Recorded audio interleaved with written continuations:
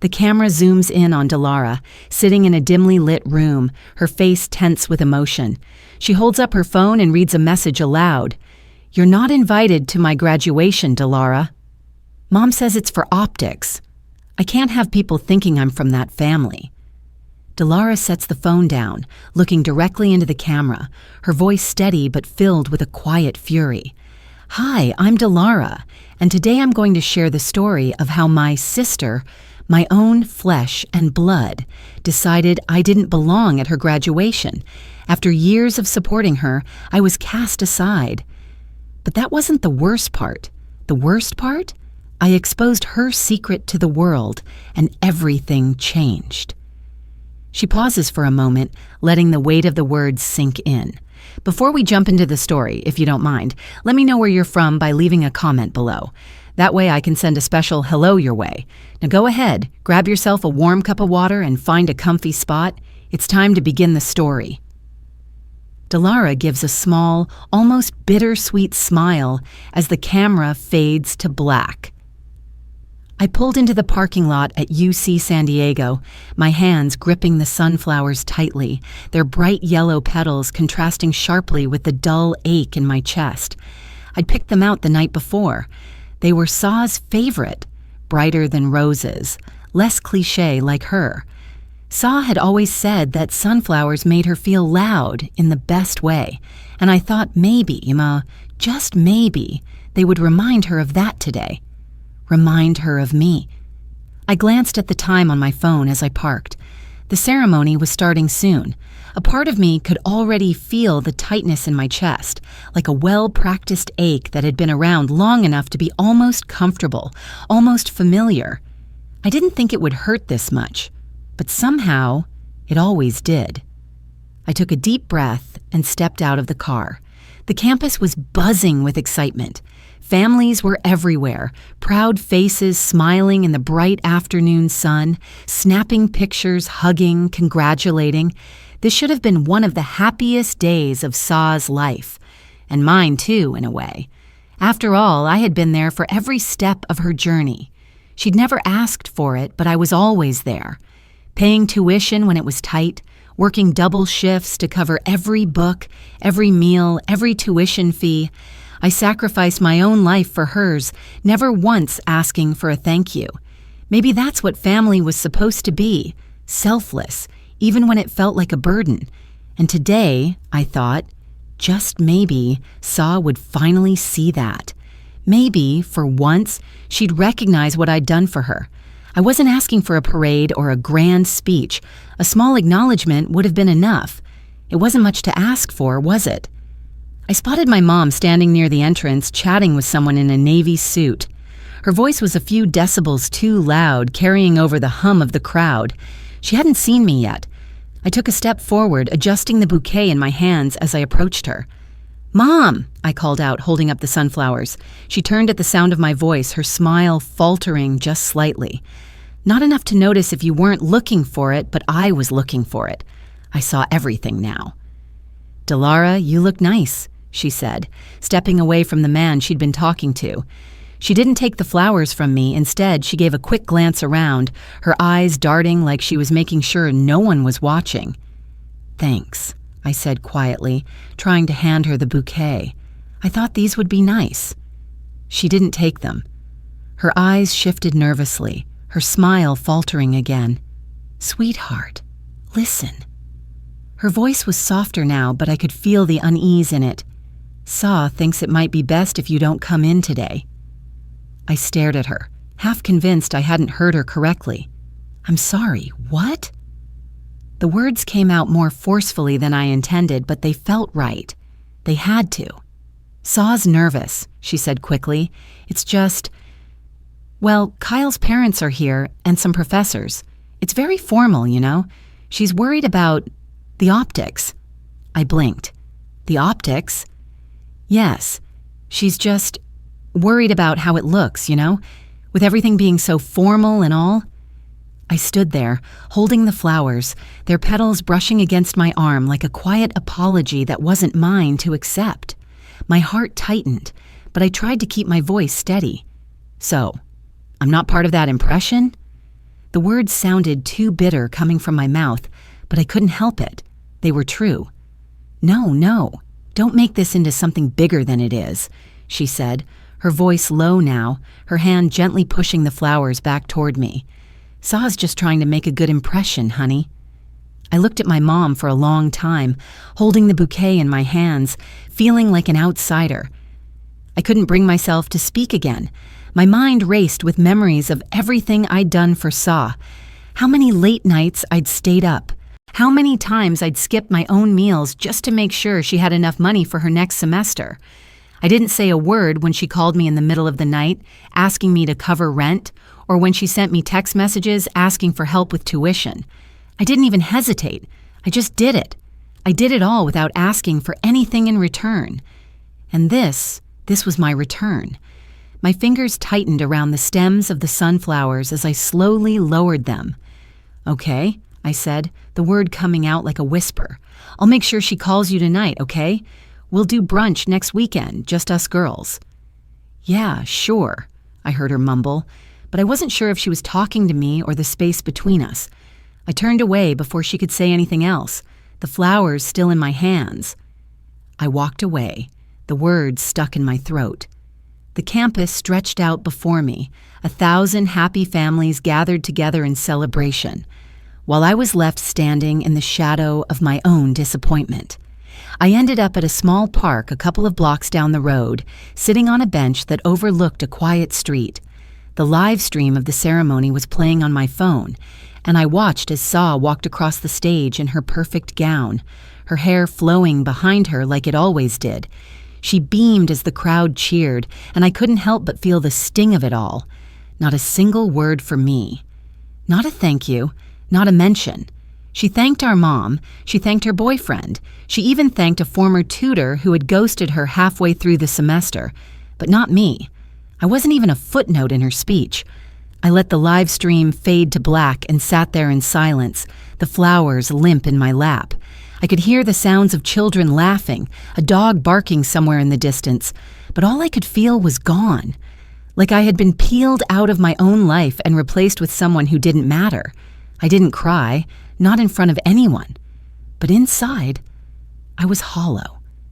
As the sun began to dip behind the trees, I stood up, feeling like a stranger to myself. I walked back to my apartment, the sunflowers still in my hands, their golden faces turned down as if they too knew that today was the day I would finally stop pretending. I didn't cry then either. Not yet, but I was done. The silence in my apartment felt heavier than usual.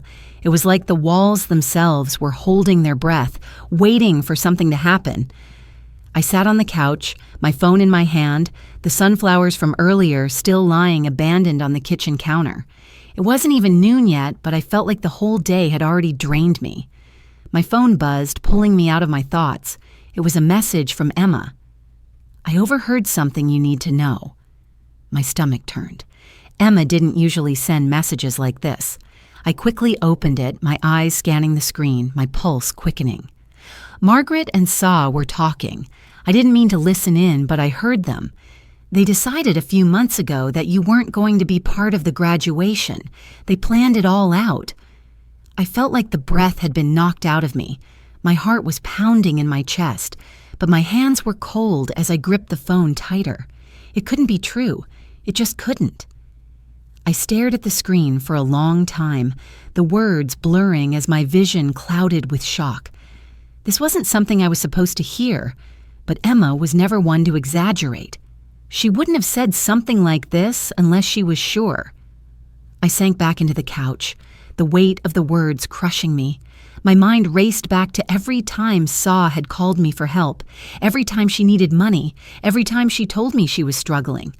I'd never hesitated to drop everything, to work overtime, to take out loans to cover her expenses. I did it all willingly, thinking that one day it would matter. And now I was learning that it had been all for nothing. It hadn't mattered. Sa and Margaret had planned this exclusion months ago. They had decided that I wasn't worth acknowledging. The realization hit me harder than I'd expected, and for a moment, I couldn't even breathe. I thought back to the graduation day, to how my mother had spoken to me with that strange hesitation, how she couldn't even look me in the eye when she told me Sa didn't want me there. She had known. They had both known. I stood up, pacing the living room, trying to make sense of everything. My thoughts were jumbled, but the anger was starting to build. How many times had Sa asked for help, for money, for everything? She'd never once made it public, never once acknowledged what I'd done for her. She'd taken it all like it was her right. And now I was nothing more than an afterthought in her life. The phone buzzed again. Another message from Emma. "I'm so sorry, Delara. I really am, but it gets worse. Sa's posts on social media. She's painting herself like the victim, like she's been the one hurt in all of this." I froze. My hands were shaking as I opened Instagram. My eyes darted to Sa's latest post, her caption dripping with a self-righteous tone that made my blood boil. Some people just don't understand the pressures of family. It's hard when people you love turn on you for no reason. But I'm strong. I'll survive this. I could feel my heart rate picking up again, the frustration rising in my chest like a tidal wave. I couldn't believe it.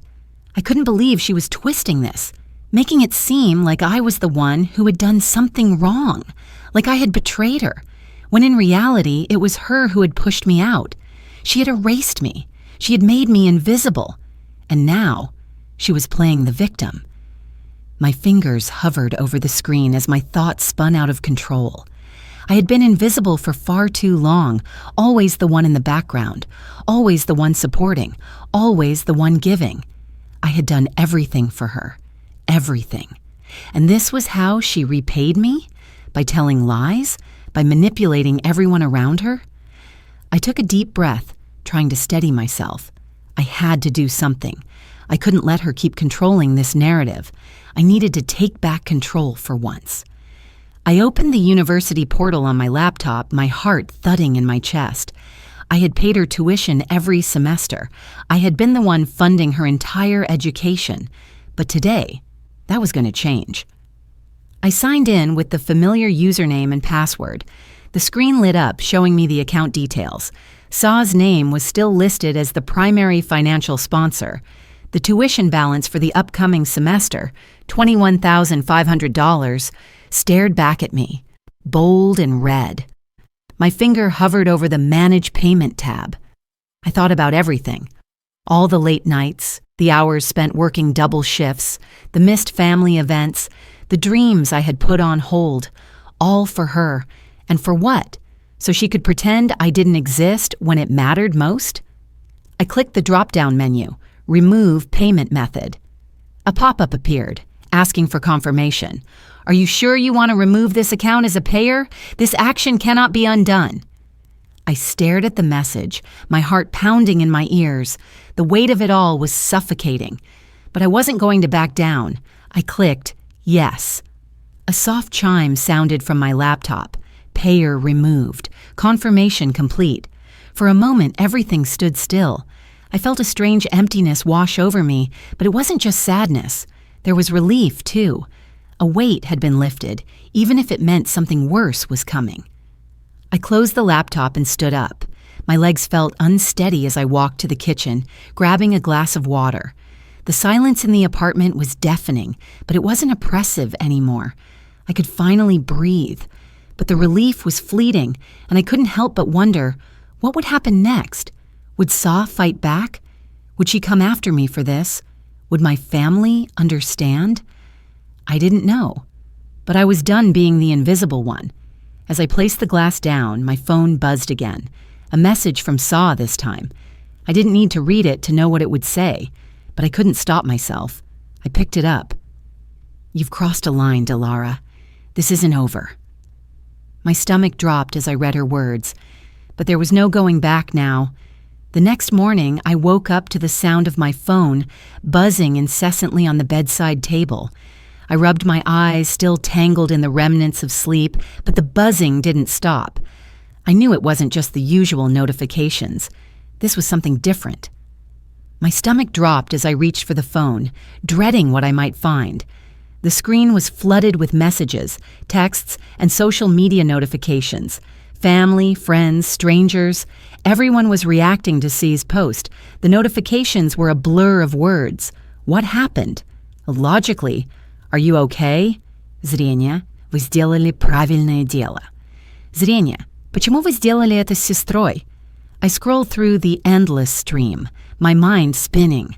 The more I read, the more I felt like I was being dragged under by a tidal wave of judgment. Some messages were sympathetic, others were filled with confusion and accusation. And then there were the ones that simply wanted answers. I opened the first message that stood out to me, a text from my cousin, Sarah. Saw's post. What's going on? I closed my eyes, exhaling slowly.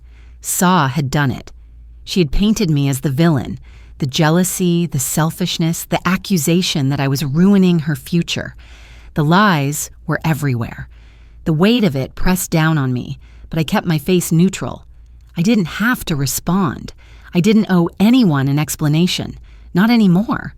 But the words from her post were stuck in my head. She ruined my future. How could she say that after everything I'd done for her? How could she twist it into something so ugly? It felt like a slap in the face. I closed the messaging app and dialed Emma's number. I needed to talk to someone who wouldn't judge me. I needed someone who understood. Hey, Emma's voice was a welcome relief on the other end of the line. Are you okay? I let out a long breath. I don't know anymore. I didn't expect this. I didn't think it would blow up like this. Emma was quiet for a moment. I knew it was going to get messy, but this is a whole new level. I couldn't help but laugh bitterly. Yeah, no kidding. After a long pause, Emma spoke again, softer this time. What are you going to do about it? I thought about it. The messages were pouring in, each one a reminder of everything I'd lost. But I wasn't going to let Saw control the narrative. Not anymore. I had let her silence me for years, and now I was done. I think I need to say something, I said finally, but I don't know what. Well, Emma said, whatever it is, make it count. Don't let them turn you into the villain. They don't know the full story. I felt a flicker of something inside me. Maybe it was hope, maybe it was defiance. But whatever it was strong enough to drown out the self-doubt. I needed to be heard. For once, I needed to speak. I'll meet you at that cafe, I said. Let's talk. I arrived at the cafe a short time later, the familiar smell of roasted coffee beans filling the air.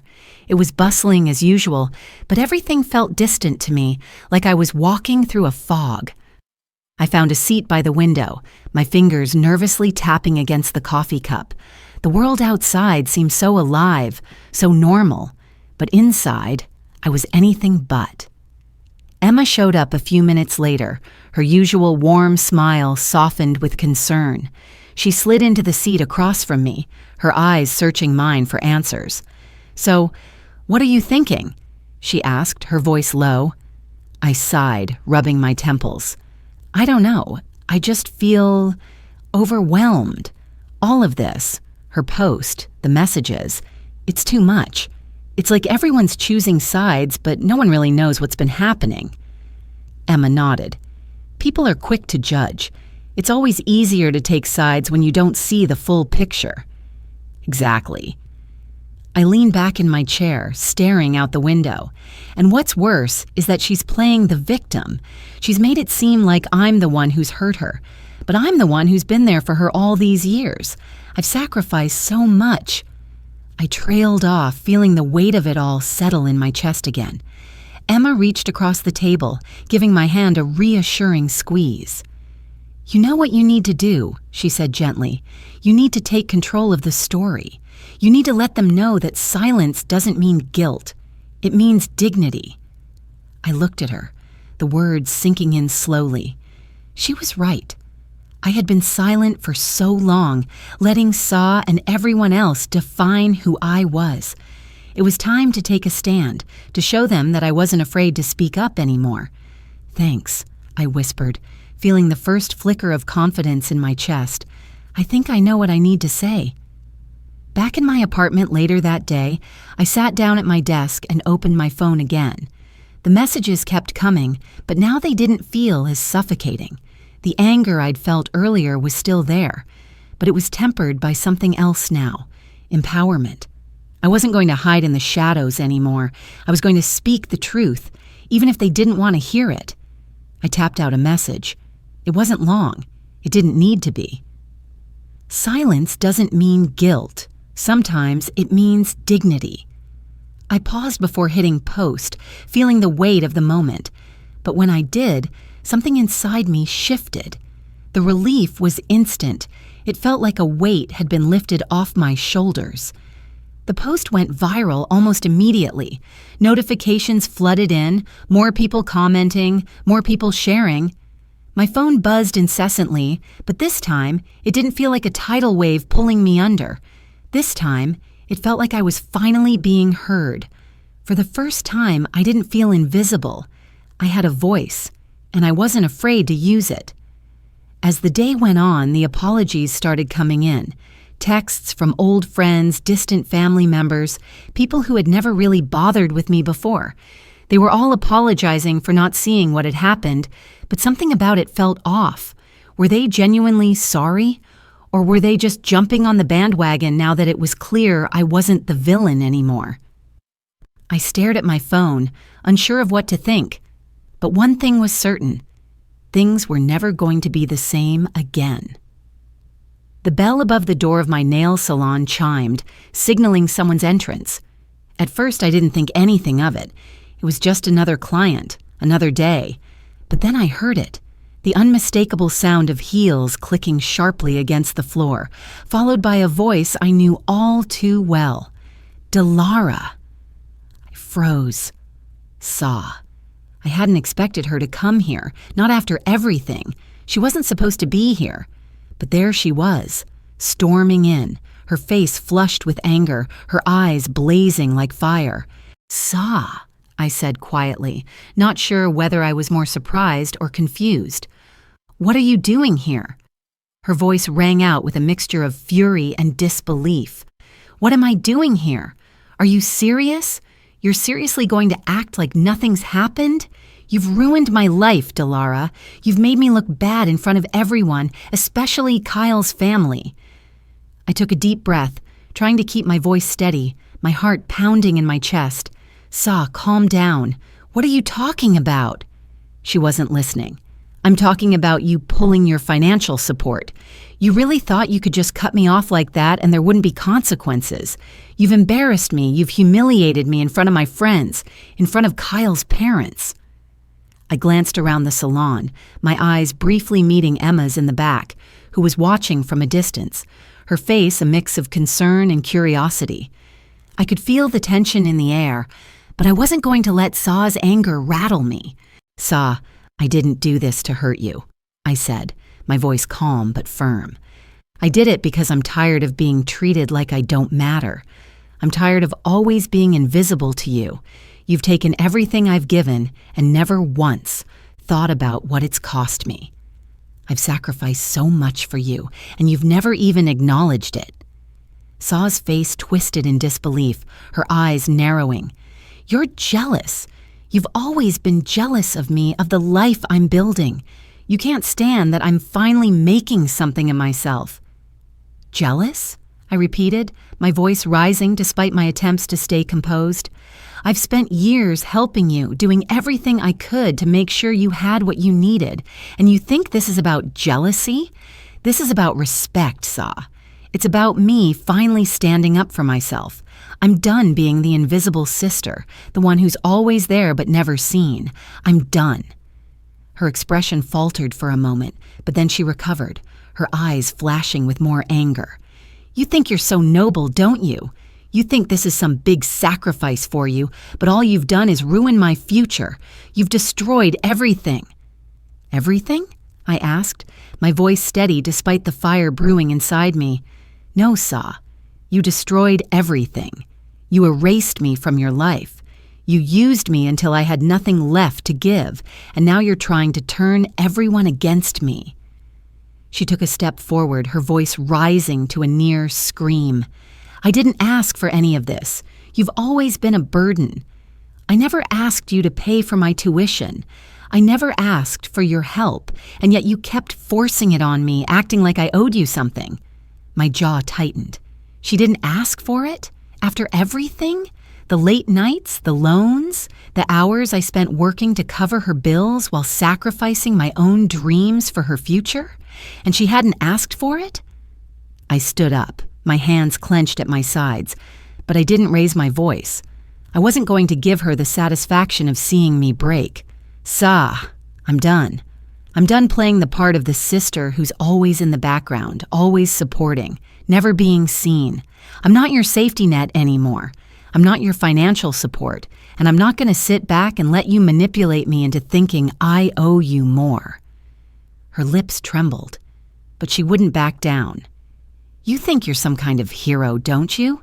But you're nothing but a bitter, jealous person who can't stand that I'm finally moving on with my life. I'm not bitter, I said, my voice cold. I'm done being your doormat. You don't get to walk all over me anymore, Sa. You don't get to use me. You don't get to manipulate me and everyone around you. I'm done. I could feel the heat rising in my chest, but I kept my cool. I had every right to feel angry, but I wasn't going to let it control me. This was my moment. I wasn't the invisible one anymore. I could hear the faint hum of the blow dryers, the soft chatter of the clients, and the occasional ring of the phone in the back of the salon, but inside, all I could hear was the pounding of my own heart. Sa wasn't done, though. She was still shaking with rage, her eyes flashing. You're nothing, Delara. You think this is some big revelation, but all you've done is make me look like the bad guy. No, I said, my voice unwavering. You made yourself the bad guy. You made this whole thing into a game, and I'm done playing. Her face went white with anger. You're going to regret this, she hissed, backing away, her voice cracking. You've crossed a line. This isn't over, Delara. She turned on her heel, her anger practically radiating off her in waves, and stormed out of the salon. The door slammed behind her with a loud thud that echoed through the space. For a moment, everything was still. The clients continued to chat quietly, the sound of nail files and polished brushes filling the air, but it felt different now, like something had shifted, something had broken. I stood there, my heart pounding in my chest, my hands trembling with adrenaline. But for the first time in a long time, I felt empowered. The knot in my stomach had loosened, and I wasn't holding my breath anymore. I was done pretending. As I looked around the salon, I noticed that the staff was watching, some with wide eyes, others with their heads down, unsure of what to say. But there was something else there, too. Respect. It wasn't loud or obvious, but it was there. And for the first time, it felt like I had earned it. I didn't need to explain myself to anyone. Not anymore. The door closed behind Sa with a finality that echoed in the air. The tension in the room was palpable. I took a deep breath, standing tall, and looked at the staff. But even as the silence lingered, my phone buzzed again. This time, it was a message from Emma. You okay? I swallowed, feeling the weight of everything still pressing down. But now, it felt like something was different. Something was changing, and I was ready for whatever came next. It was late. The city outside my apartment humming quietly, but it felt like the world was holding its breath. The soft glow of the desk lamp cast long shadows across my cluttered desk. Papers, receipts, and old photos sat scattered in front of me, a reminder of years I'd spent working to build a life for myself and others. A half-empty wine glass rested in my hand, and the faint bitterness of the red wine lingered on my tongue. I didn't feel like drinking, but it helped with the nerves. It helped with the coldness that had settled deep in my chest. My phone buzzed again, but I didn't check it. I had been ignoring the messages all night. Everyone seemed to have something to say, but none of it mattered now. What mattered was what I was about to do. I looked down at my laptop. It was open, the cursor blinking on the screen. It was simple. This one act, but it felt monumental.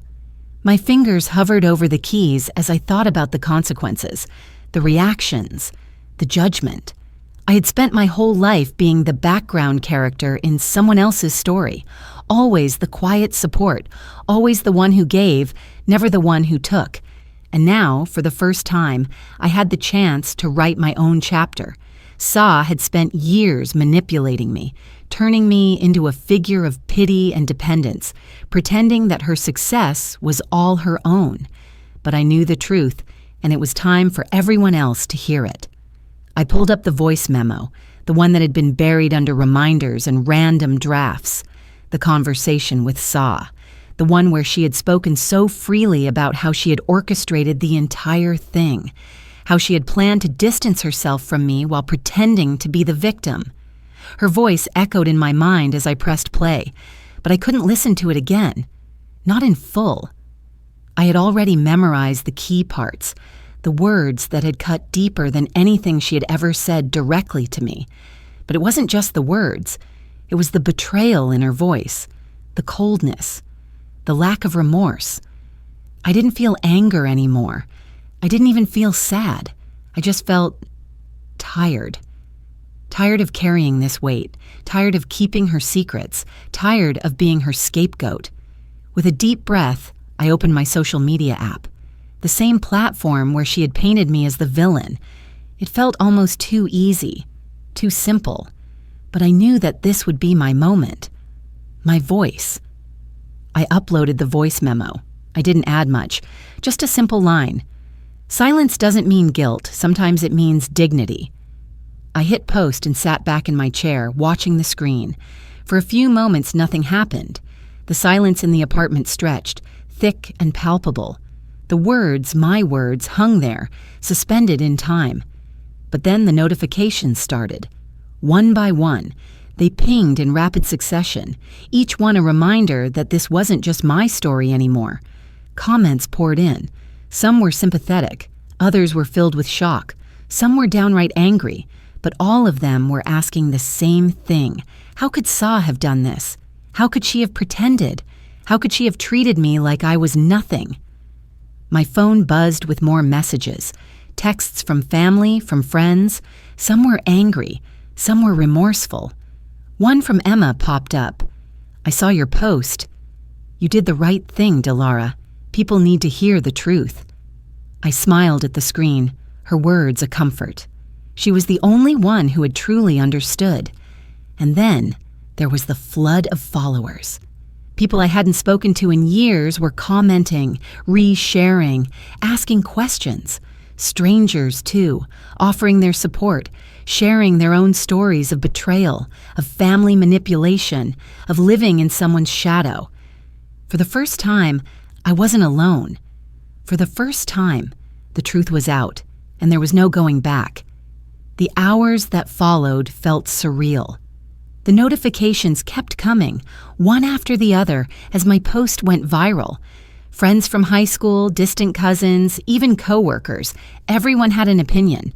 Most of them sided with me, but it was the few who didn't, the ones who were quick to defend Sa that caught my eye. A few hours after my post went up, Sa's response came. It wasn't a phone call or a direct message. No, Sa had decided to post something on her own account, a public statement. The post was cryptic, her apology so thin it was almost laughable. She didn't take responsibility for what she had done. Instead, she said, "I'm sorry if my actions hurt anyone. I never meant to cause pain. I only wanted what was best for me and my future." Sometimes, silence can speak louder than words. I stared at the words, disbelief washing over me. Was this her idea of an apology? A half-hearted attempt at maintaining control? She hadn't even acknowledged the harm she had caused, the betrayal she had orchestrated. It wasn't an apology, it was a deflection.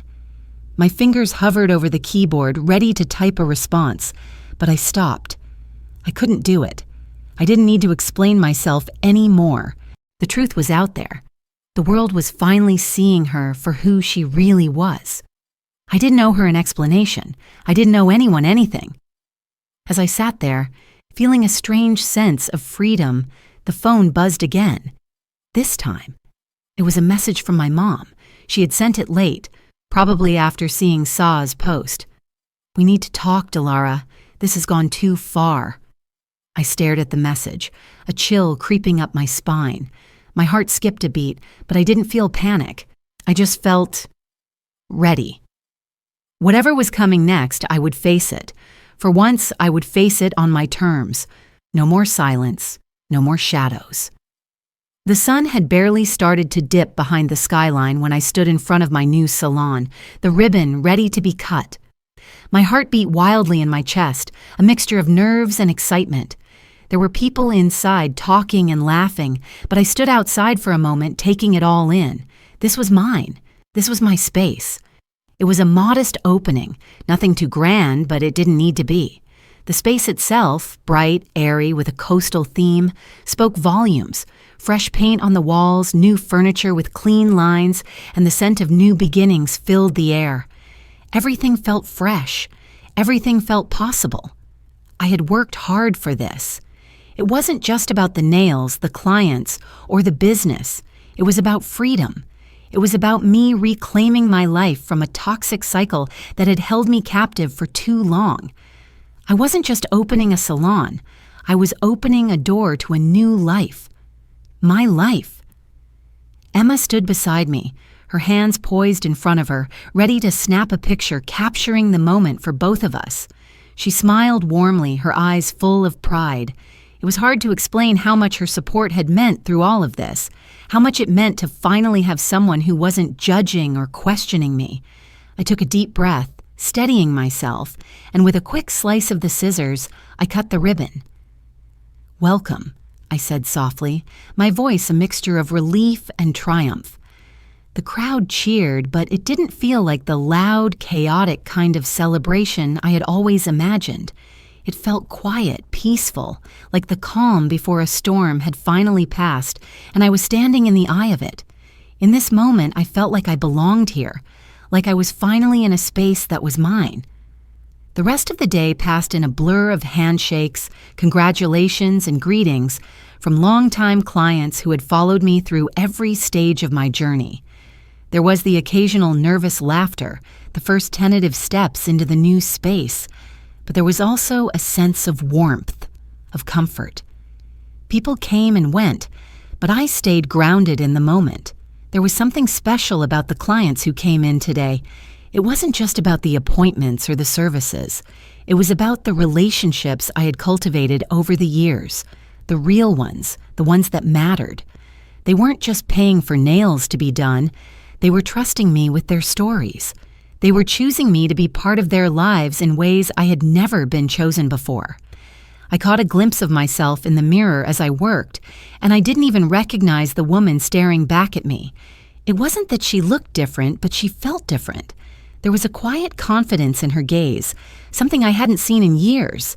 She wasn't looking for approval anymore. She didn't need it. As the day wore on, the salon started to quiet down.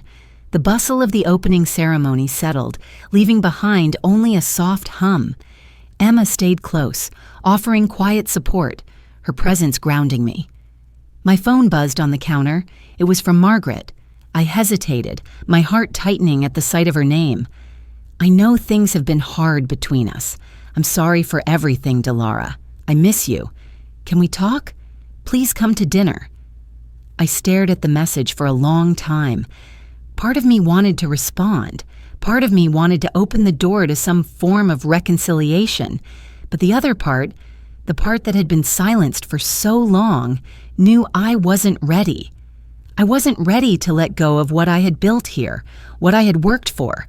I wasn't ready to step back into a cycle of guilt and compromise. Not yet, maybe not ever. I set the phone down, the weight of the decision heavy in my chest. I didn't reply. Not then. Not now. As the day came to a close, the salon was finally empty, save for the staff who were finishing up their shifts. I stood in the middle of the space, looking around one last time before locking up for the night. The lights dimmed, casting a soft glow on the wooden floors, and I felt something in me shift. It was as if the last piece had fallen into place. I walked to the back, making sure everything was in order before turning off the lights. I stood by the window, looking out at the city below. The streets were bustling with life, the sound of distant laughter and the soft hum of traffic filling the air. But inside, it was just me. My place. My space. Well, I felt a deep sense of peace. For the first time in a long time, I felt like I had carved out a place for myself in this world, a place that didn't require anyone's validation or approval. It was mine, and no one could take it from me. I locked the door behind me, the click of the lock final. As I stood there for a moment, taking in the view of the city, I felt the weight of the past lift off my shoulders, the betrayal, the heartbreak, the silence. It wasn't gone, not completely. It never would be. But it no longer defined me. I was no longer the person who lived in the shadows of someone else's expectations. I was Delara, the woman who had built something of her own. I took a deep breath, savoring the quiet, and made my way to my car. As I drove home that night, the city lights reflecting in my rearview mirror, I felt something stir in me, a sense of anticipation. The future was waiting, and this time it was mine to shape. There would be more challenges, more hard decisions, but I was ready for them. For the first time, I wasn't waiting for permission. I was taking control, and nothing was going to stop me. As I stood there in the quiet of my new salon, the city lights outside reflected in the window, I realized just how far I had come. The path I had walked was filled with pain, but it had led me here, stronger, wiser, and more sure of who I was. It's funny how life sometimes pushes us into the unknown, forcing us to leave behind the familiar, but in that space, we find ourselves. What I've learned through it all is that love and sacrifice shouldn't come with strings attached. In family, as in life, we must not lose ourselves in the service of others. We can only truly give when we honor our own worth. And if we are brave enough to stand for ourselves, others will see us too. If this story resonates with you, I'd love to hear your thoughts. Share your experiences and remember, you are not alone in this journey.